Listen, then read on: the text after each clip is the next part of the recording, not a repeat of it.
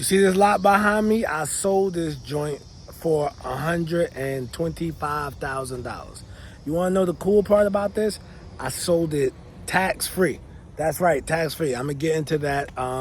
Just stay to the end of the video. I purchased this lot in 2019 for $12,000. Okay, for $12,000. Now, I'm familiar with this block in Charlotte. This block right here is real hood. Well, was real hood. Let me say that. And the projects is behind that. When I say projects, the housing projects is behind this lot. Okay, on the next block over. So when the person sent it out for 12,000, I said, "Yo, let's do the deal. Let's get it done."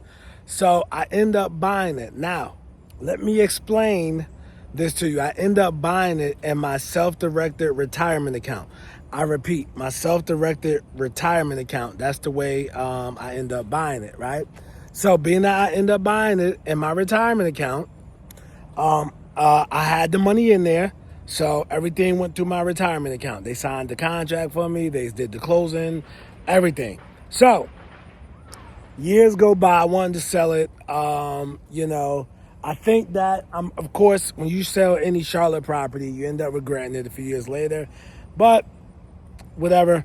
I got to put the money towards another asset opportunity that I have in my retirement account. So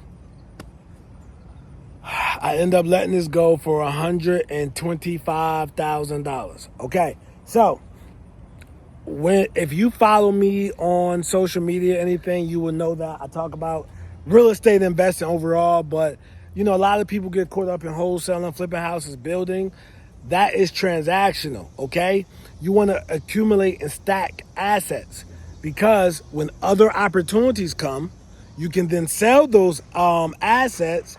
Now you're liquid, and now you can put 100, 200K in a new opportunity that you think can give you a higher return or is a better long-term investment. Okay, so don't go out there as a real estate investor like, hey, listen, I want to just go out and flip. Because with flipping, you're only as good as your last flip. I've been doing this business full time since September of 2012. I have met countless guys, right, who will be a flipper, a builder, but they will not hold these houses. They will not hold the land. They will not do that. And all the time they end up getting caught in a situation, wishing they had rental properties, or just looking back and saying, man, I should have kept that. So when you approach these assets, man, approach them on a 5-year basis. I bought this in 2019 and sold it in 2026. Did I know it was eventually going to be worth a lot of money? Absolutely, because I knew how close it was to downtown. And when you have proper education, proper knowledge about whatever you're doing, that's when your confidence comes in and you get it done. So, and the lot next door, I didn't know this. Now, I bought this in 2019. This is my first time actually seeing the lot. And I know that's going to sound like cap as a young kid. It's my first time seeing it. So this lot right here, somebody is building a house. And that lot that I own right there, well, not no more, but that lot, somebody bought it and they're probably going to build the house. So, yeah, man. I'm just letting y'all know, bro. This is how it's going down out here, man. You got to hold assets. But a lot of y'all are focused on the wrong thing. For example, let me show you what the wrong thing looks like.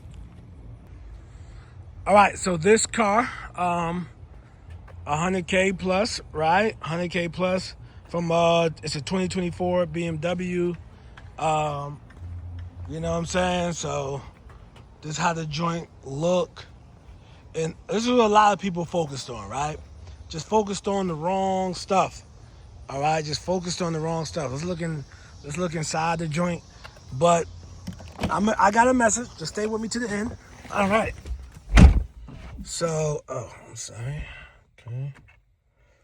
So, yeah, as you see, that's my name, Nasser. And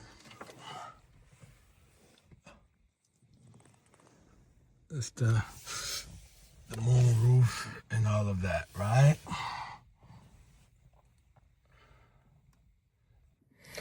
All right, so we toured the car, and cars are depreciating assets.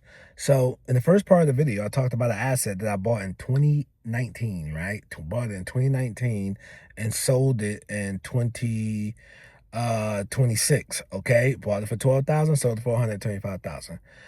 This car right here, brand new. It was the base was like the sticker was like 101,000, brand new. But after 2 years, this is the same car is worth 50,000. Now, me personally, does that affect me? No, my assets pay for this. I have a business that pays for this, so it's all good. You know what I mean? But for the average person, that may sting a lot. I did lease this though. I would never. I would not recommend buying luxury cars, bro. The maintenance on these is crazy. I got the lease package with the maintenance package and all that to do all that, man. But yeah, just wanted to show y'all that, man, and show you that, I have this asset that made me money, and this thing just cost me money, man. So, bro, y'all better choose wisely, man. You know, we ain't getting no younger. And I'm going to tell you now, for my people in my 20s that's watching this video, in your 20s, you need money a lot. But guess what? In your 30s, you're going to need money more. All right? In your 40s, you're going to need money more than you need in your 30s. In your 50s, you're going to need it more than you needed in your 40s. So on and so on. So you better start collecting assets. All right? So at this point, just do me a favor, man. Click on that video next to me, bruh. I'm Nasa, a.k.a. the real estate guru. I'm not a guru. I'm a doer because I actually do this business, man. Buy back the block, bro.